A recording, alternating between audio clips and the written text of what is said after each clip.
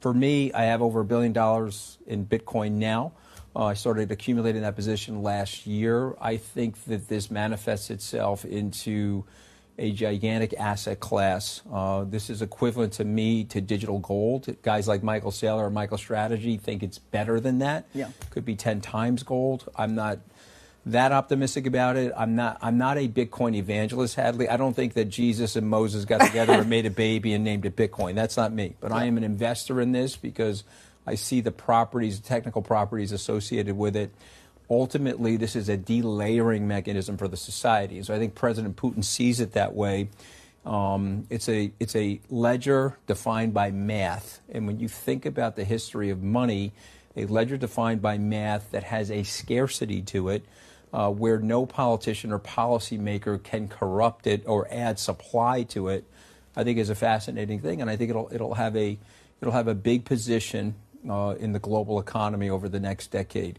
Will somebody like President Putin accept it for his commodities inside of Russia? I think it has to get more stable. It has to be a less volatile asset. I would characterize Bitcoin and these other cryptocurrencies right now as early adoptive technologies. And just go back to Facebook, Google, you pick the stock, Amazon, they all started with a wave of oscillating volatility before they stabilized. And of course, they all yielded tremendous growth and great returns, which I think Bitcoin will do.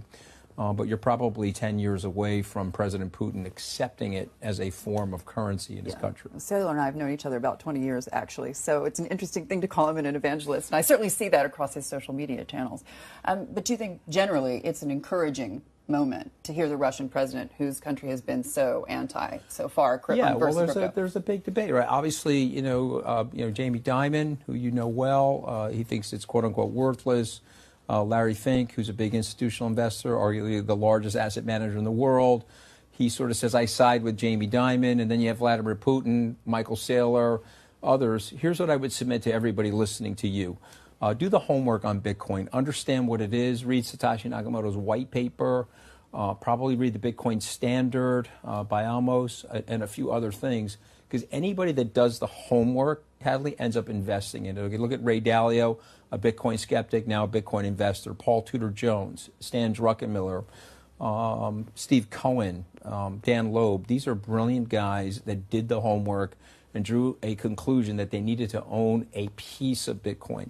How big in their portfolio, it really doesn't matter. I'll just point out to everybody, if you had 1 cent in Bitcoin and 99 cents in cash over the last decade, you outperformed everything. Just think about that. So have a small piece of it in your portfolio, and the more you learn about it, you'll start thinking and acting like Michael Saylor. You'll be like, okay, I don't own enough of this, and how do I find ways to own more?